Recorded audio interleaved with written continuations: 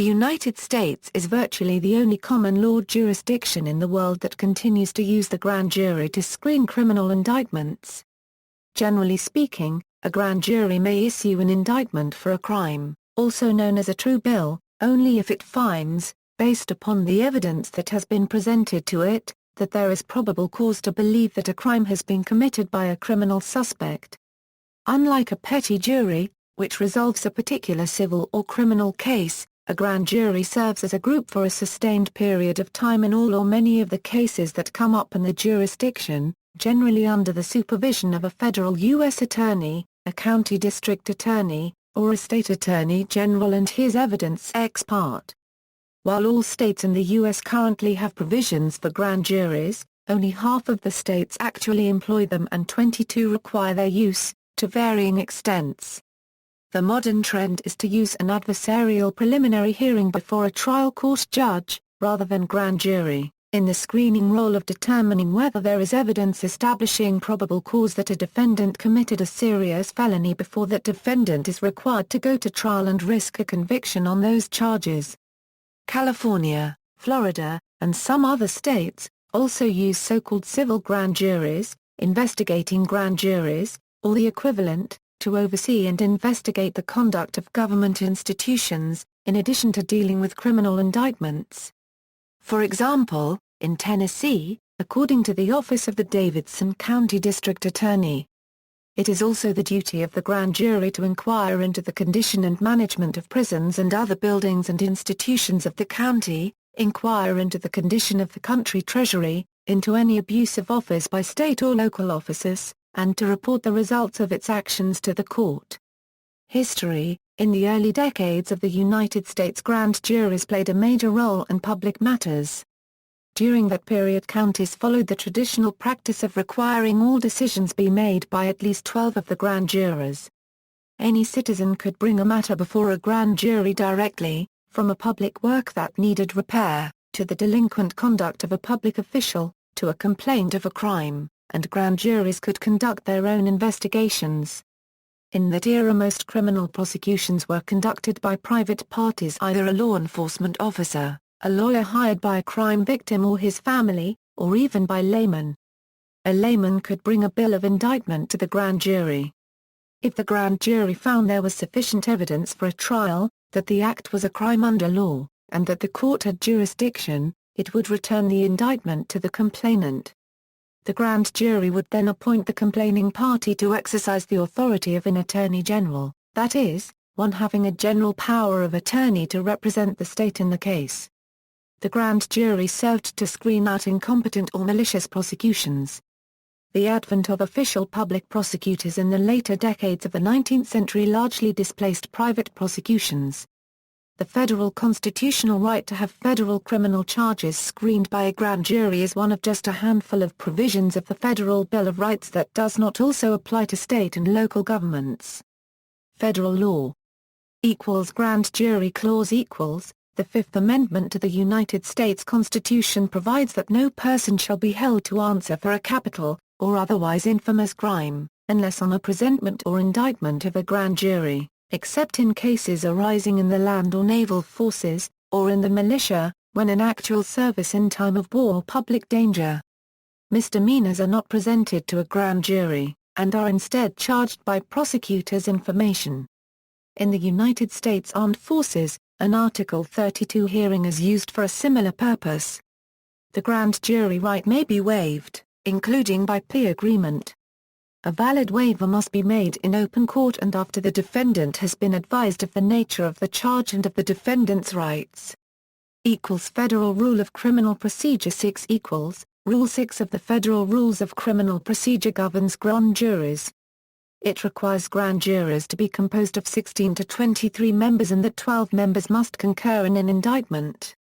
A grand jury is instructed to return an indictment if the probable cause standard has been met.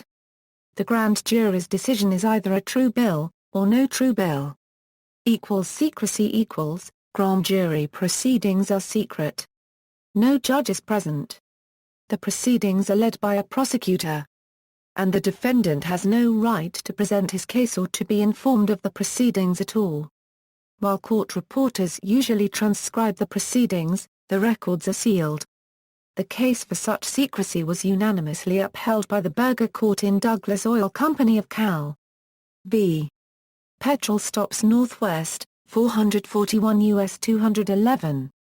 The dissenting opinion was joined by Justices Berger and Stewart but concurred with the court's opinion as to the importance and rationale of grand jury secrecy.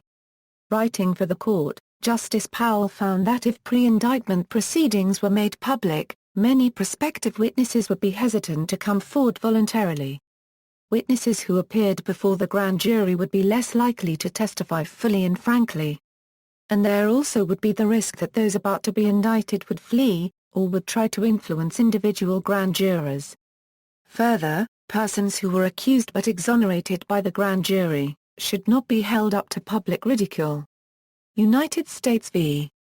Procter & Gamble Company, 356 U.S. 677, permitted the disclosure of grand jury transcripts under certain restrictions. A private party seeking to obtain grand jury transcripts must demonstrate that without the transcript a defense would be greatly prejudiced or that without reference to it an injustice would be done, and must make its requests with particularity. Further, First Amendment protections generally permit the witnesses summoned by a grand jury to discuss their testimony, although Dennis v. United States, 384 U.S. 855. Found that such public discussion permits release of the transcripts of their actual testimony. The Jenks Act, 18 U.S.C. Section 3500, requires the government to disclose to the defense any statements made by the accused to the grand jury, and, with respect to non-party witnesses, that after a witness has testified on direct examination at trial, any statement made to the grand jury by such witness be disclosed to the defense. Investigatory role the grand jury can compel a witness to testify. The target of a grand jury investigation has no right to testify or put on a defense before the grand jury. The U.S. Attorney's Manual anticipates the possibility of allowing investigatory targets to testify. The U.S. Attorney's Manual states that prosecutors must recognize that the grand jury is an independent body, whose functions include not only the investigation of crime and the initiation of criminal prosecution but also the protection of the citizenry from unfounded criminal charges, and that targets of investigations have the right to, and can, request or demand the opportunity to tell the grand jury their side of the story. Special grand jury United States law also provides for the formation of special grand juries. While a regular grand jury primarily decides whether to bring charges, a special grand jury is called into existence to investigate whether organized crime is occurring in the community in which it sits. This could include, for instance, organized drug activity or organized corruption in government. As provided in 18 U.S.C. Section 3331, A. The U.S. District Court in every judicial district having more than 4 million inhabitants must impanel a special grand jury when requested by a designated official of the Justice Department. State law, the grand jury clause of the Fifth Amendment has not been incorporated against the U.S. states. As a matter of state law, the states of Alaska, Arizona, California, Colorado, Georgia, Idaho, Illinois, Kentucky, Massachusetts, Minnesota, Missouri, Mississippi, Nebraska, Nevada, New Hampshire, New Jersey, New Mexico, New York, North Carolina, Ohio, Oregon, South Carolina, South Dakota, Tennessee, Texas, Utah, Virginia, and West Virginia, as well as the District of Columbia, employ some form of grand jury. California The California Constitution requires each county to have at least one grand jury impaneled at all times. Grand juries are governed by Title IV and Title V of the California Penal Code, 1, as well as Government Code 3060, 2, and other more general provisions. In addition, grand juries are not subject to the Brown Act. Most county grand juries in California do not consider criminal matters. A decision to present criminal cases to the grand jury may be made by the county district attorney, but it is neither a constitutional nor a statutory requirement. These county-level grand juries primarily focus on oversight of government institutions at the county level or lower. This is why California's grand juries are often called civil grand juries. Almost any entity that receives public money can be examined by the grand jury, including county governments, cities, and special districts. Each panel selects the topics that it wishes to examine each year.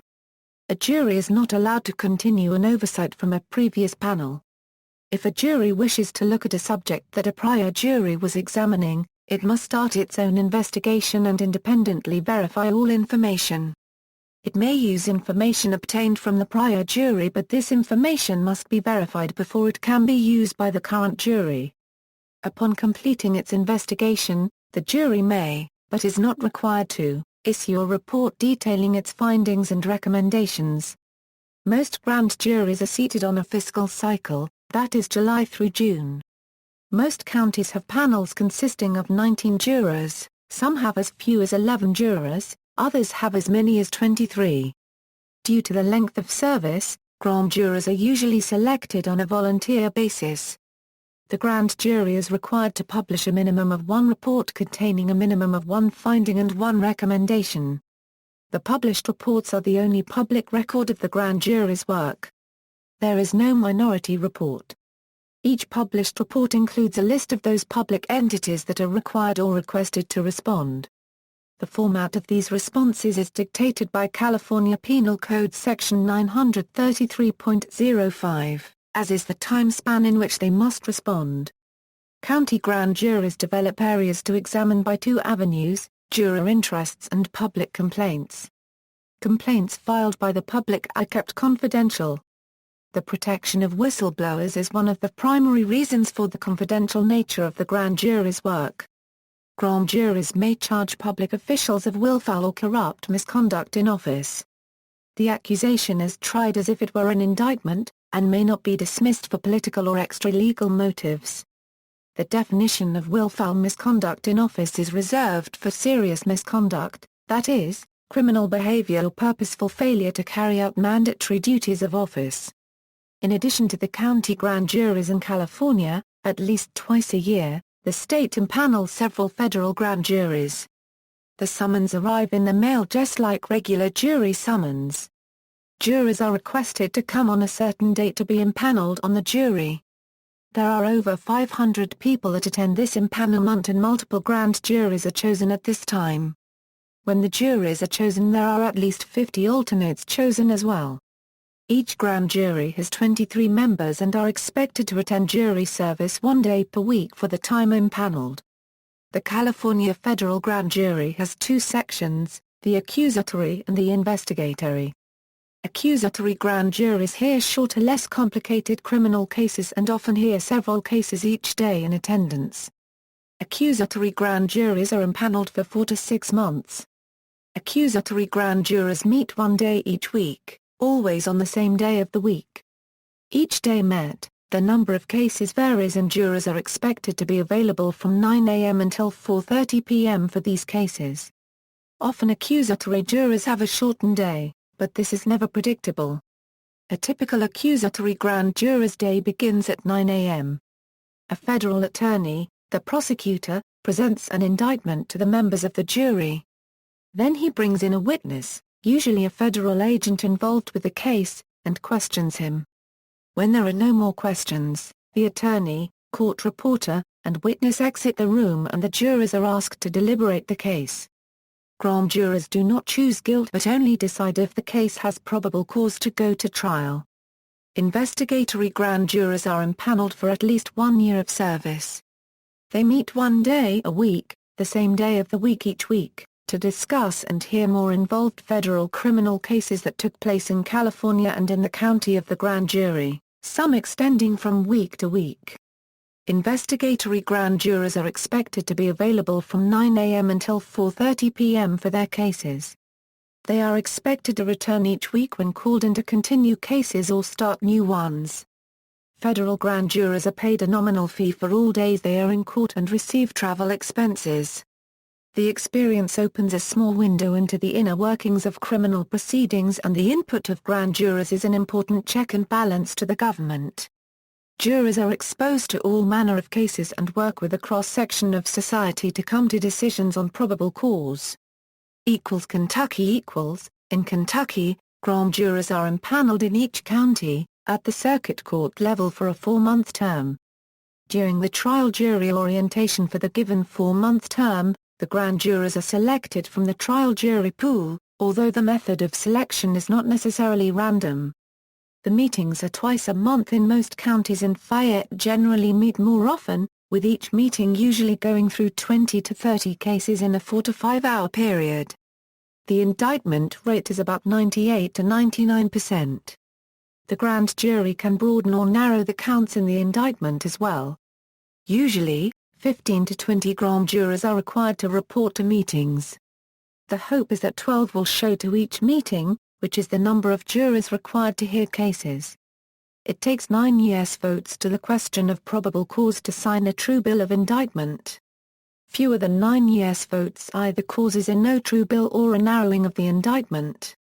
The rules are very similar to the federal process. The grand jury usually only hears from law enforcement personnel, with the exception of property crimes, where store detectives or actual victims of theft or vandalism are called to testify. The only cases brought to the grand jury are those initiated from the Commonwealth's Attorney's Office. For the vast majority of cases, the grand jurors generally only hear a recitation of facts from the police report, crime laboratory reports, and other documentation generated during the evidence-gathering process. Grand jurors can ask factual questions of the witnesses and legal questions of the Commonwealth's Attorney or Assistant Commonwealth's Attorney. The ability to broaden or narrow indictments does technically allow for grand jurors to open new avenues of investigation, although since it is dependent on prosecutors for facts, this is very rarely done. Rules of confidentiality apply to grand jurors, which are similar to the federal rules. Louisiana equals. The law of Louisiana is distinct from the other 49 states.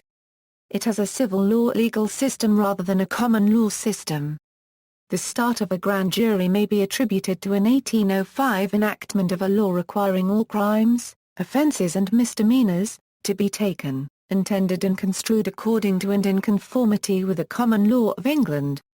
Provisions for a grand jury are spelled out in Article V Section A Section 34 of the Louisiana Constitution of 1974 and consists of 12 members of a community, as peers of an accused, to weigh evidence presented to them to determine whether there is probable cause to charge the person with the offense. Secrecy is also covered, to be stipulated by law. Section A Section 34 gives provisions for a right to counsel. The legislature may establish by law terms and conditions under which a witness may have the right to the advice of counsel while testifying before the grand jury. The wording is such, providing for establishment by legislative law, that a constitutional amendment would be required to implement. A witness's right to counsel provision is not provided for in the United States Constitution. Historically, a grand jury was empowered to investigate crimes committed within its jurisdiction, identify persons suspected of having committed offenses and determining whether there is probable cause to charge the person with the offense and, publishing its findings to the court. This has changed over time, most notably Article 209 of the 1928 Code stating the grand jury is to investigate non-capital offences triable within the parish only when called to their attention by the district attorney or the court, and further removing the ability to act as a censori body of public morals. This effectively relegated the grand jury as a tool of the prosecutor. The 1950 revised statutes made a return to an 1870 provision that any member of the grand jury is required, under penalty of law, to bring to the attention of his fellow members any violation of the criminal law which may have come to his personal knowledge, or of which he may have been informed. This gives the view that a grand jury could initiate investigations or file charges on its own. Privileges against self-incrimination and the fact that a prosecutor can declare nol prosequi provides limitations.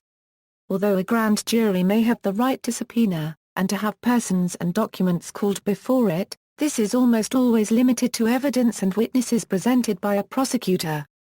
A grand jury is considered a jury of accusation and the petit jury is the jury of conviction.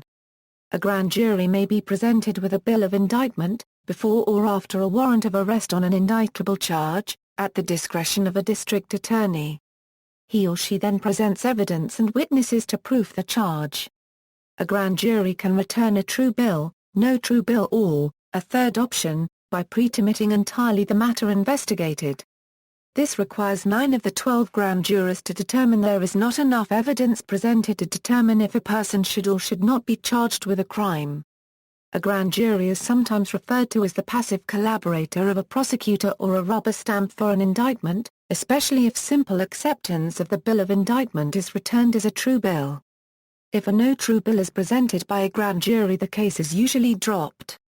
If a defendant is incarcerated, unless there are other charges, a prosecutor declares nolle prosequi, resubmits an indictment with new evidence, or brings charges of a lesser crime, then, providing there is no gross oversight, the defendant is released. The ideology is that if a prosecutor cannot obtain a true bill, presenting the prosecutorial evidence with no defensive rebuttal, then a conviction is not likely. Suggestions for improvement. A 1979 National Criminal Justice Reference Service document identifies 3 steps that could be taken to remove the adversary role of the grand jury and make them more independent. Giving the target of the grand jury investigation the opportunity to testify.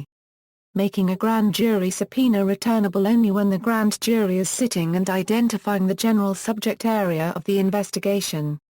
And recording all grand jury proceedings, making them accessible for pre-trial discovery. Minnesota Hennepin County, Minnesota keeps a grand jury impaneled at all times. Each grand jury serves a term of 4 months, typically meets 1 day each week, and focuses almost exclusively on homicide cases. New York in the state of New York, while a person can initially be charged with a felony via a sworn written accusation alone, the state constitution provides a defendant with the right to have all felonies prosecuted by way of a grand jury indictment. This right can be waived by a defendant, who can then be prosecuted using an indictment substitute called a superior court information. Grand juries are composed of between 16 and 23 jurors, and indictments require a minimum vote of 12 such jurors. Grand juries may produce not only indictments but may direct the filing of misdemeanor charges in local courts, the removal of cases to family court, and may also issue grand jury reports concerning malfeasance of public officials and recommending their discipline. Both the prosecutor and the grand jury itself have the right to call witnesses to testify before the grand jury. With few exceptions, every witness who testifies before a grand jury receives transactional immunity automatically, whether they invoke their right to silence or not. If a grand jury is considering criminal charges against a person, that person has a right to testify before that grand jury, provided they make a timely written demand and then agree to waive their right to immunity. Despite this fact, an unwitting target of a grand jury proceeding has no right to be informed that their case is even being considered by a grand jury in the first place, unless they have already been arraigned on a felony complaint charging a related crime and are awaiting a preliminary hearing on that complaint. A defendant held in the state may testify to the grand jury. Virginia The Commonwealth of Virginia requires that all felonies be presented to a grand jury either directly or, more often, after certification following a preliminary hearing in district court. Commonwealth's attorneys also have the option of obtaining a misdemeanor indictment from a grand jury.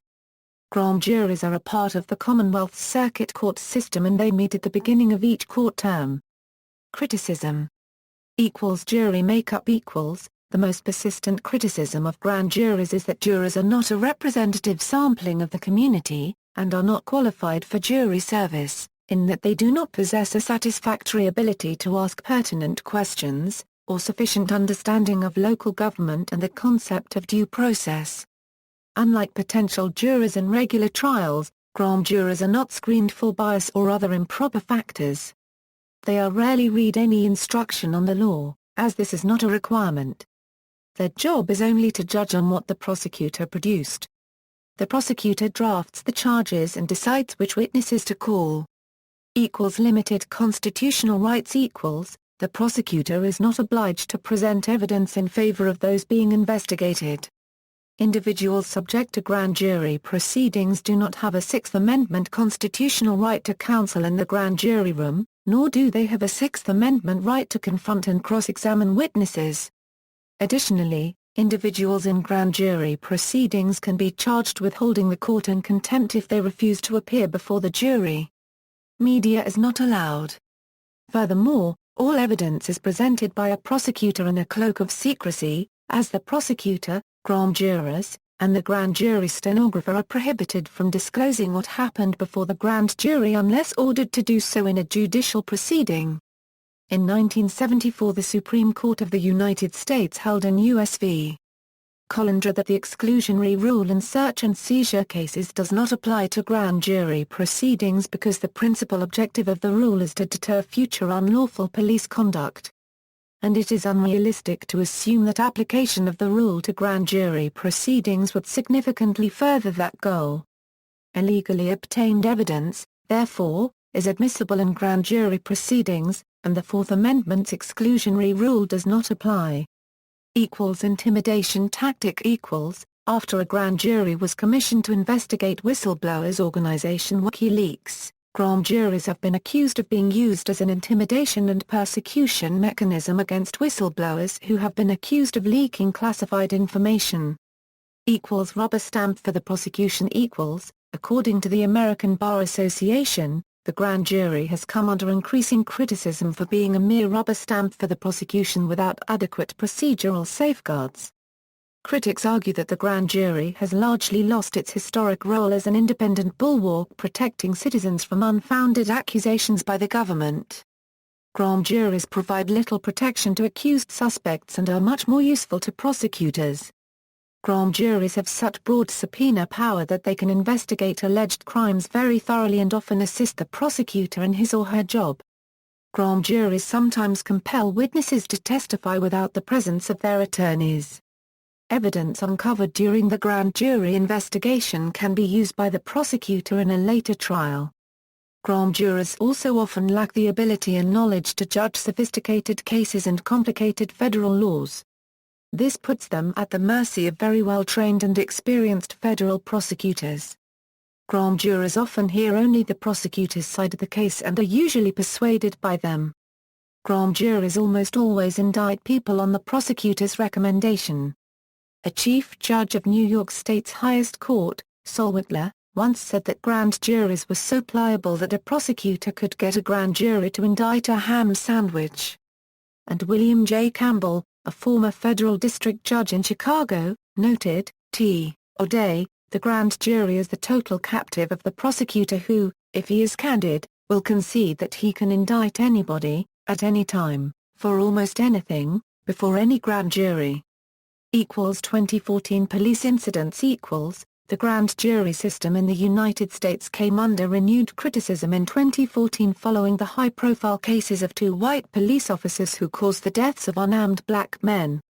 In both cases, the shooting of Michael Brown and the death of Eric Garner, grand juries did not return an indictment despite both deaths being ruled homicides and concerns that neither officer had followed proper police procedure, particularly in the case of Garner, which was caught on film and depicted the officer apparently using an illegal chokehold. Neither officer was indicted by their respective grand jury, though both face possible other measures, such as a civil lawsuit and United States Justice Department investigations. Darren Wilson resigned from his position following the Ferguson Police Department's receiving threats of violence if he were allowed to remain on the force. The results of the grand jury process sparked protests and at times rioting throughout the United States.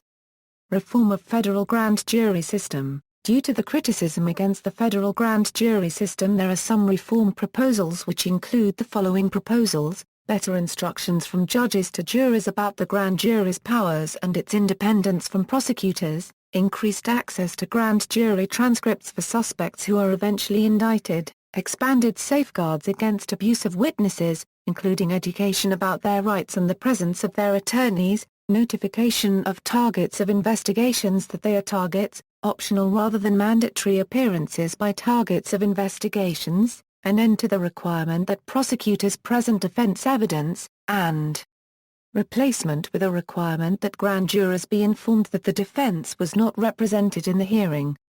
Besides the above-stated reform proposals, the National Association of Criminal Defense Lawyers established the Commission to Reform the Federal Grand Jury, a bipartisan, blue-ribbon panel that included current and former prosecutors, as well as academics and defense attorneys. The unanimous conclusions and proposals of this diverse group were contained in the publication Federal Grand Jury Reform Report and Bill of Rights. Among the reforms detailed in that report were the right to counsel for grand jury witnesses who are not receiving immunity, an obligation to present evidence which may exonerate the target or subject of the offense, and the right for targets or subjects to testify. Researchers Erin Kreitz, John Gould and Colleen Shepard of the Center for Justice, Law and Society at George Mason University studied the experiences of prosecutors, defense lawyers, and retired judges in New York and Colorado. 4 key reform recommendations emerged from their evaluating grand jury reform in 2 states. The case for reform research study are, defense representation in the grand jury room, production of witness transcripts for the defense, advance notice for witnesses to appear, and the presentation of exculpatory evidence to the grand jury. The Cato Institute, an American libertarian think tank headquartered in Washington, D.C., presented a report, A Grand Facade, How the Grand Jury Was Captured by Government, which addresses the history of, problems with, and reforms for the grand jury system. Runaway grand jury. Occasionally, grand juries go aggressively beyond the control of the prosecuting attorney. When the grand jury does so, the situation is called a runaway grand jury. In exercising independence from a prosecutor, a grand jury is acting according to its prerogative under common law. Runaway grand juries sometimes happen in government corruption or organized crime cases if the grand jury comes to believe that the prosecutor himself has been improperly influenced. Such cases were common in the 19th century but have become infrequent since the 1930s. The 1935 runaway grand jury in New York County was investigating gambling and mobster Dutch Schultz when jury members complained in open court that prosecutors were not pursuing obvious leads and hinted that the district attorney was possibly receiving payoffs. Thomas E. Dewey was appointed as an independent prosecutor. Grand juries in literature. Scott Turow's second novel The Burden of Proof deals extensively with the workings and shortcomings of the federal grand jury system in a fictional Midwestern state. Turow was himself a practicing lawyer and acted as an assistant U.S. attorney in Chicago between 1978 and 1986. References. External links. California Grand Jurors Association. A Euro contains information specific to California and grand juries in general.